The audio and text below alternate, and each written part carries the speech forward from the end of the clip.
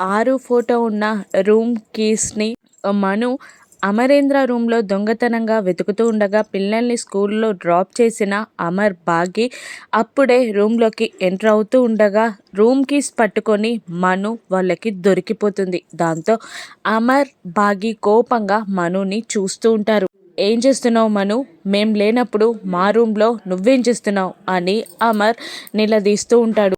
అది అమర్ అమర్ అని భయంగా తన చేతిలో ఉన్న రూమ్ కీస్ని చూస్తూ ఉంటుంది మను. అదే ఏం చేస్తున్నావు? ఎందుకు నేను కానీ భాగ్య కానీ రూమ్లో లేనప్పుడు మా రూమ్లో నీకు పనేంటి అని అమర్ కోపంగా నిలదీస్తుండగా అప్పుడే అక్కడికి వచ్చిన చిత్ర మనుని కాపాడడానికి, బావగారు నేనే మనోహరిని 6 ఫోటో ఉన్న రూమ్ కీస్ తీసుకురమ్మని చెప్పాను, దాంతో తను రూమ్లోకి వెళ్ళింది అని అంటూ ఉంటుంది చిత్ర. దాంతో కోపంగా అమర్ మను అని గట్టిగా అరిచి, తనకి ఇంటి పద్ధతులు తెలియకపోవచ్చు, నీకు తెలుసు కదా ఆ రూమ్ని ఎవరు పడితే వాళ్ళు ఓపెన్ చేయకూడదని, అటువంటిది మేం లేనప్పుడు మాకు తెలియకుండా మా థింగ్స్ ఉన్న కబోర్డ్స్ ఓపెన్ చేసి రూమ్ కిస్ తీస్తావా అని అమర్ కోపంగా నిలదీస్తూ ఉంటాడు. అప్పుడు మను భయపడుతూ ఉండగా, అదేంటి బావగారు 6 ఫోటో ఉన్న రూమ్ కూడా ఈ ఇంట్లో ఒక భాగమే కదా, అది కూడా అందరికీ చెందుతుంది కదా, మీది సపరేట్ అని ఎందుకు అంటున్నారు? ఇంకా ఆస్తిలో వాటాలు వేయలేదు కదా, రూమ్ల వాటాలు ఇళ్ళ వాటాలు ఎందుకు వచ్చాయి అని ఆస్తి వాటాల గురించి చిత్ర మాట్లాడుతుండగా అమర్ కోపంగా పిడికిలి బిగిస్తాడు. అప్పుడు భాగి కోపంగా చిత్రాన్ని 4 మాటలు దులిపేస్తూ ఉంటుంది.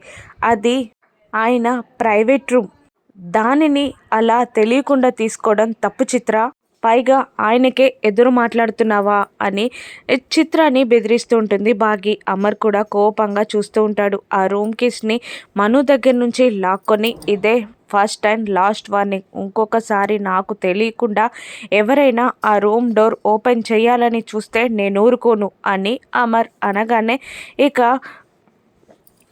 మను చిత్ర భయంతో వణికిపోతుండగా అమర్ వెళ్ళిపోతాడు. భాగిని కోపంగా చూస్తూ వాళ్ళు కూడా వెళ్ళిపోతారు. రణ్వీర్ బయటికి వెళ్తుండగా లాయర్ అడ్డుపడతాడు. నాకెందుకో ఈరోజు వాళ్ళపై అటాక్ చేసింది నువ్వే అని అమర్కి తెలిసిపోయిందనిపిస్తుంది అంటుండగా, ఆ విషయం కనుక తెలిస్తే నాకు అడుగు దూరంలో బుల్లెట్ పట్టుకొని రెడీగా ఉండేవాడు అమర్, కానీ అలా జరగలేదు అంటే తెలిసే అవకాశమైనా లేకపోవాలి, లేదంటే మొన్న కిడ్నాప్ చేసింది ఈరోజు అటాక్ ప్లాన్ చేసింది నేనే అని తెలిసినా మౌనంగా ఉన్నాడు అంటే అదేదో పెద్ద కారణమైనా అయ్యుండాలి, అదేంటో తెలుసుకోవడానికైనా నేను వెళ్ళాలి అని అంటూ కార్లోకి ఎక్కబోతూ ఉండగా ఇక అప్పుడే రణ్వీర్ మొబైల్ రింగ్ అవుతూ ఉంటుంది. ఎవరో కోల్కతా నుండి కాల్ చేస్తున్నారు, నేను లేనని చెప్పు అని అంటూ లాయర్కి ఫోన్ ఇవ్వగా లాయర్ ఫోన్ లిఫ్ట్ చేస్తాడు. ఎవరండి అని అడుగుతుండగా, నేను మదర్ తెరీసా ఆశ్రమం నుండి మాట్లాడుతున్నాను, అది రణ్వీర్ గారి కూతురి డీటెయిల్స్ గురించి తెలిసాయి అనగానే కంగారుగా రణ్వీర్తో లాయర్, నీ కూతురు డీటెయిల్స్ తెలిసాయంట అని అనగానే గబగబా వచ్చి ఆ ఫోన్ని లాక్కొని, ఎక్కడుంది నా కూతురు అని అడుగుతూ ఉంటాడు రణ్వీర్. ఎక్కడున్న విషయం తెలియదు కానీ ఎవరు దత్తత తీసుకున్నారో తెలిసింది అని ఆ వార్డెన్ చెప్పగానే, ఎవరు అని రణ్వీర్ ఎక్సైటింగ్గా అడుగుతూ ఉండగా, అమరేంద్ర అరుంధతి అని చెప్పేస్తుంది ఆ వార్డెన్. దాంతో షాక్ అవుతాడు రణ్వీర్. ఏంటి నిజం చెప్పండి అని మళ్ళీ రణ్వీర్ అడుగుతుండగా, అవును అమరేంద్ర అరుంధతి అని చెప్పేస్తుంది వార్డెన్. దాంతో అలాగే అని అంటూ కాల్ కట్ చేస్తాడు. ఎవరంట, ఎక్కడుందంట అనగానే, అమరేంద్ర అరుంధతి గార్లే నా కూతుర్ని దత్తత తీసుకున్నారంట అని రణ్వీర్ కోపంతో ఊగిపోతూ ఉంటాడు. మరోవైపు అటాక్కి ప్లాన్ చేసింది రణ్వీర్ అని రాథోడ్తో చెప్పుతూ ఉంటారు అమర్. దాంతో భయంతో టెన్షన్ పడుతూ ఉంటాడు అమర్. కోపంగా, ఆ రోజు కిడ్నాప్ చేసింది రణ్వీర్ అని తెలిసినప్పుడే చంపేయాల్సింది, కానీ అంజలి తండ్రిని తెలిసాక ఊరుకున్నాను, కానీ అదే తప్పైందేమో అనిపిస్తుంది, కానీ ఆస్తి కోసం ఆరాటపడుతున్నాడు, కూతురి కోసం కాదని తెలిసాక కూడా చంపేయకుండా ఊరుకున్నాను, అది తప్పే అయింది. ఇక అంజలి అంటే భయపడేలా చేస్తా, అంజలి పేరు వినాలన్నా భయపడేలా చేస్తా అని అంటూ రణ్వీర్కి కాల్ చేస్తాడు అమర్. హలో అమరేంద్ర అని వెటకరంగా మాట్లాడుతూ ఉంటాడు రణ్వీర్. నీతో మాట్లాడాలి అని అమర్ అంటుండగా, నేను కూడా నీతో మాట్లాడాలి. What a coincidence. నిన్ను అడగాల్సినవి, నీ దగ్గర నుండి తెలుసుకోవాల్సినవి, నిన్ను నిలదీయాల్సినవి చాలా విషయాలున్నాయి అంటుండగా, ఎక్కడ కలుద్దాం అని అమర్ అంటుండగా, నీ ఇష్టం అని అంటాడు రణ్వీర్. రేపు 10 నీ ఇంటికే వస్తా, రెడీగా ఉండు అని అమర్ కాల్ కట్ చేస్తాడు. సరే, రేపటితో నీ అంతు తెలుస్తా అని రణ్వీర్ కూడా అనుకుంటూ ఉంటాడు. ఇక రాత్రిపూట పనంతా పూర్తి చేసుకొని బాగి పైకి వెళ్ళడానికి లైట్స్ ఆఫ్ చేస్తుండగా మెట్ల దగ్గర చిత్ర బాగిని చూస్తూ నిలబడుతుంది. ఇదేంటి నన్ను ఇలా చూస్తుంది అని అనుకొని చిత్రాన్ని పట్టించుకోకుండా పైకి వెళ్ళబోతూ ఉంటుంది బాగి. వెళ్ళకుండా చెయ్యి అడ్డు పెడుతుంది చిత్ర.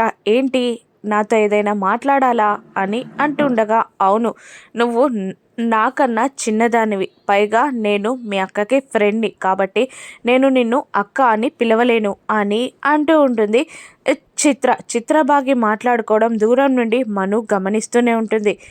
మా అక్క నీ ఫ్రెండా? మా అక్క ఎవరో నీకు తెలుసా?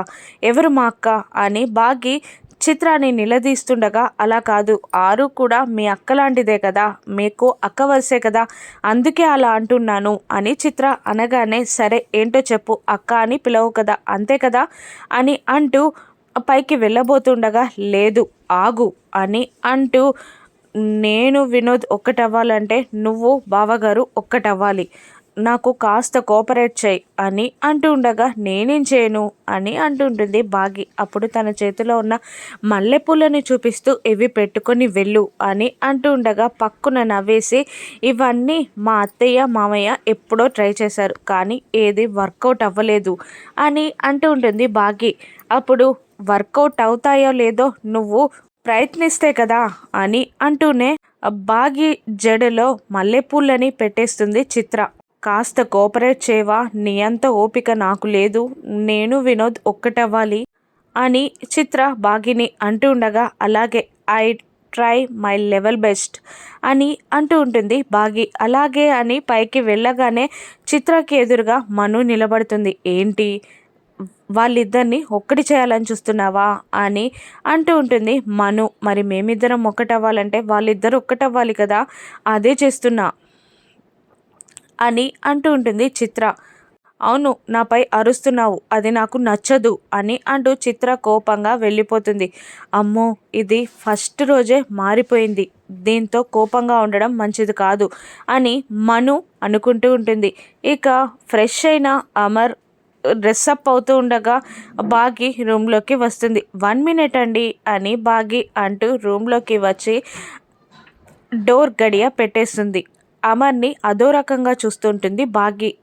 చిత్ర ప్లాన్ ప్రకారం వాళ్ళిద్దరూ ఒక్కటవుతారా? రాను ఎపిసోడ్స్లో చూద్దాం. Thank you for watching.